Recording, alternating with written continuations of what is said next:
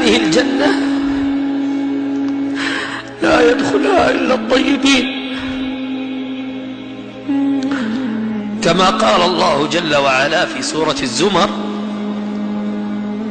أن الملائكة ينادون أهل الجنة فيقولون سلام عليكم طبتم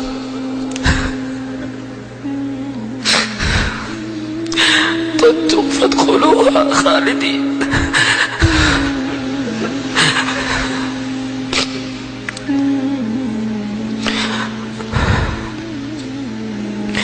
وقد فسر أهل العلم هذه الآية بقولهم طبتم أي قد طابت أقوالكم وطابت أفعالكم وطابت أعمالكم وطابت سرائركم وطابت ظواهركم فادخلوا الجنة خالدين. وأما من كان من أهل الإيمان في أهل الدنيا وممن يقول لا إله إلا الله محمد رسول الله وكان عنده شيء من الخبث، فإنه إما أن يطهر حتى يكون طيبا في الدنيا فيرسل الله عليه من البلايا والمصائب ما يطهره من معاصيه حتى يمشي على الأرض فلا تكون عليه خطيئة واحدة ليدخل الجنة طيب. ومنهم من يعاقب في قبره فيضم ضمة في القبر تزيل كل خبثه، أو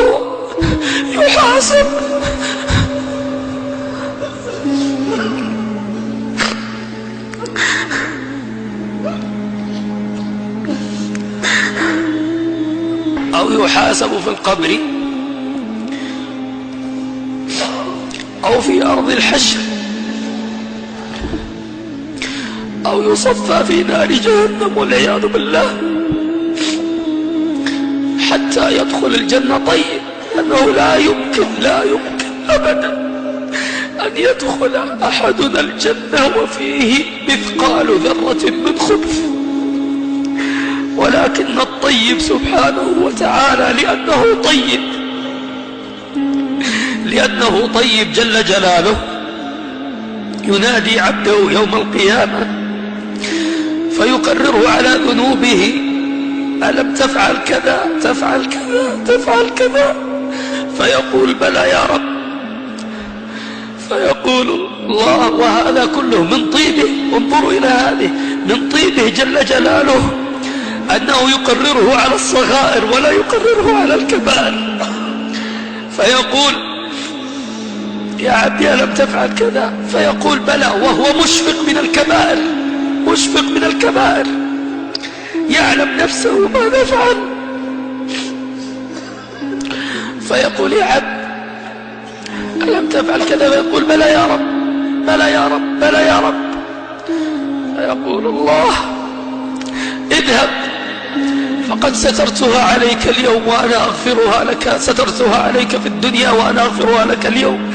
فيدخل الجنة فيقول: يا رب ما زال هناك ذنوب،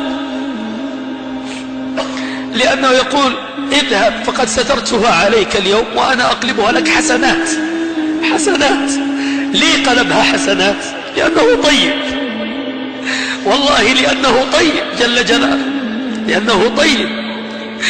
فيقول العبد لأنه يطمع أن تقلب الكبائر الآن، وقبل قليل كان خايف أن تفضح، فيقول: يا ربي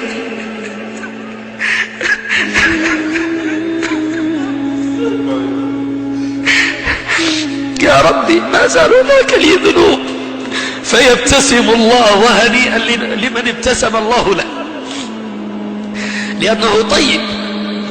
فيقول: يا ربي يا عبدي سترتها عليك في الدنيا وأنا أغفرها لك اليوم فادخل الجنة. فيذهب فيأخذ كتابه بيمينه فيذهب لأهل المحشر وهو قبل قليل خايف أن يفضح أو خايف أن يؤتى باسمه، لا يريد الناس يعرفوه لما يعلم بما عنده من الذنوب. فيقول: هاهم اقرأوا كتابي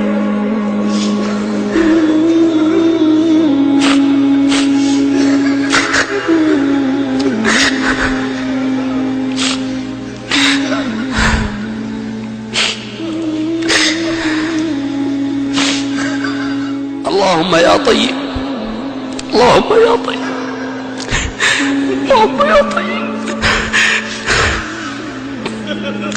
نشهدك على حبك ونشهدك على حب من يحبك ونشهدك على حب كل عمل يقربنا إلى ربك.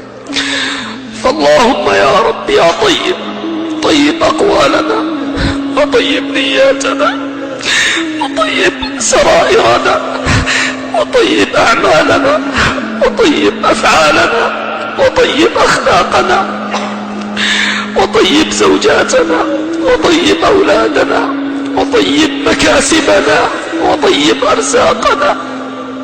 وحاشاك يا طيب أن تعذبنا ونحن نحبك.